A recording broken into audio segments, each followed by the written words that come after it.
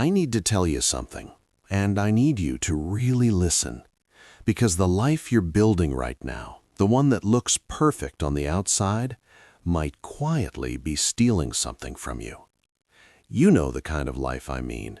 The stable job, the clean house, the respectable routine, the life people look at and say, "You're doing well." I built that life, piece by piece.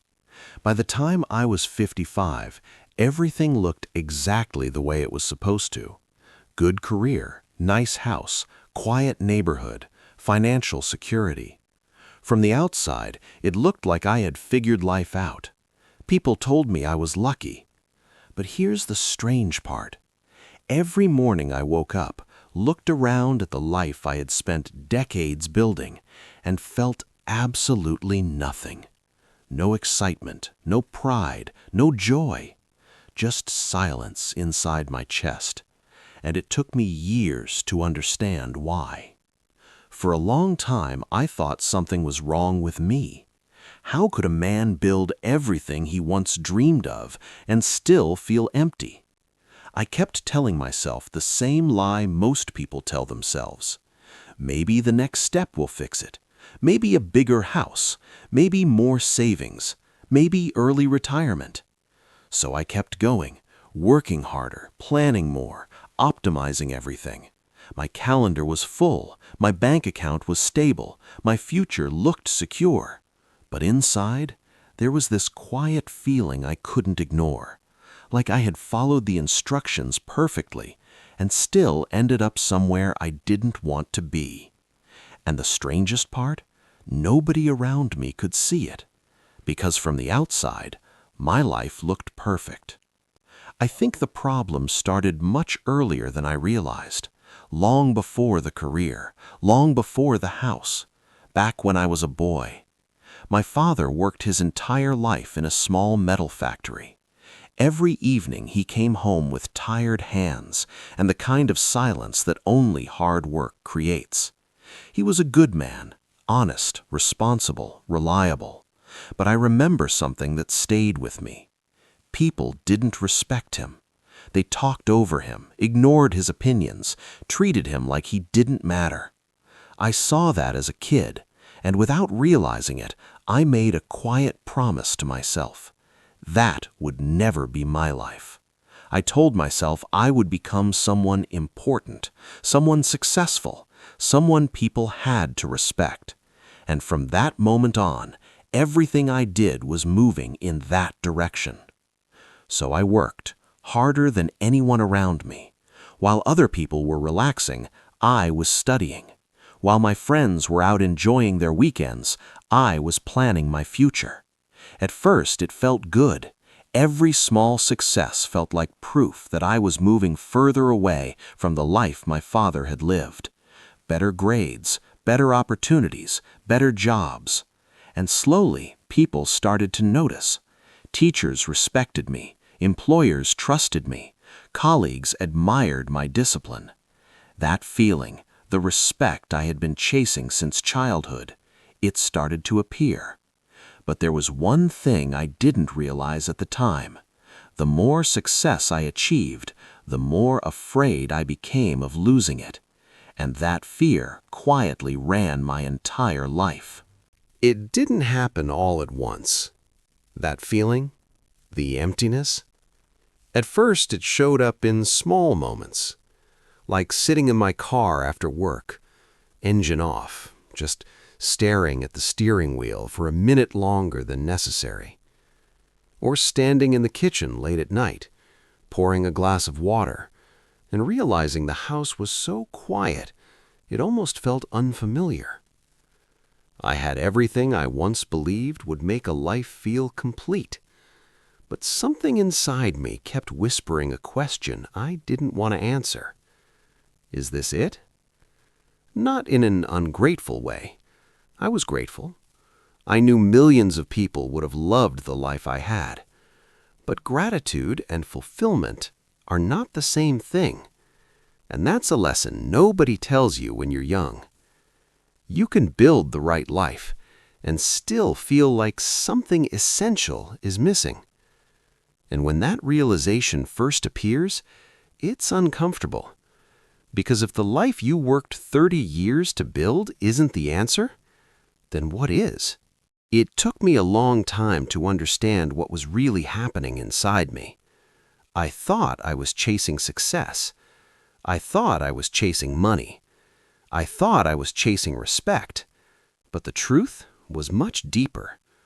I wasn't chasing those things themselves. I was chasing a feeling. I wanted to feel that I was enough, that I mattered, that my life had value. I believed that if I achieved enough, worked hard enough, proved myself enough, then finally, one day, I would feel worthy of being here. But here is something nobody teaches you. You cannot earn the feeling of being enough. Not through your job, not through your salary, not through other people's opinions. That feeling, the feeling of worthiness, must come from inside. And I wish someone had told me this when I was young, because I spent decades trying to earn something that was already mine. Success made me feel important, but it did something I didn't notice for a long time. It slowly took me away from the people who actually mattered, especially my wife. I told myself I was doing it for them, for the family, for a better future. And in many ways that was true. But I confused providing with being present. I believed that if I worked hard enough, earned enough money, built a safe life, then love would naturally follow. But my wife once said something that stayed inside my mind forever. She said she didn't need more money.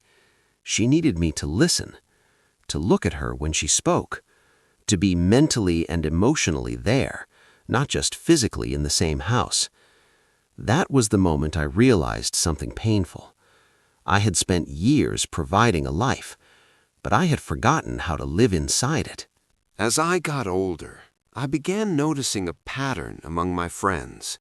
Some were still chasing, still comparing, still measuring their lives against others. One friend, 84 years old, could not stop worrying that his neighbor had a nicer car. Another, 79, complained every day about what she didn't have. Her knees hurt, her children didn't call enough, her pension wasn't enough. They had built lives, worked hard, achieved stability, and yet they were miserable. And then there were others, friends who seemed lighter, calmer, somehow free. They didn't chase approval, they didn't keep score, they were simply present. It was then I realized happiness doesn't come from what you own or what you've accomplished. It comes from peace with yourself. I used to believe freedom meant having more money, more success, more security. But I learned something surprising. Real freedom is not about having more. Real freedom is when the things that once controlled your emotions stop controlling you. When someone says something unkind and it no longer hurts the way it used to. When you don't feel the need to make everyone like you. When you can stand in front of a mirror and accept the person looking back at you. Not the perfect version, just you. Because real peace is not built outside of you. It is built when you stop believing that something outside must change before you can be okay inside. I am 77 years old now, and if there is one truth I want you to remember, it is this. Stop waiting. Stop saying, "I will be happy when," because that promise is a lie we tell ourselves to postpone living. There is no perfect future waiting for you. There is no final moment where everything suddenly feels complete. Life does not work like that. You will solve one problem and another will appear. You will reach one goal and another mountain will stand in front of you. So if you are waiting for everything to be perfect before you allow yourself to feel peace, you may wait your entire life. The journey is your life, not the arrival. Right here, right now, you are enough. Not because you achieved something, not because people approve of you, but because your life already has meaning simply by existing. Everything you are searching for is already inside you. You just have to stop running long enough to notice it. If this story meant something to you, share it with someone who is still chasing something that is slowly stealing their life. And tell me in your heart, what are you waiting for?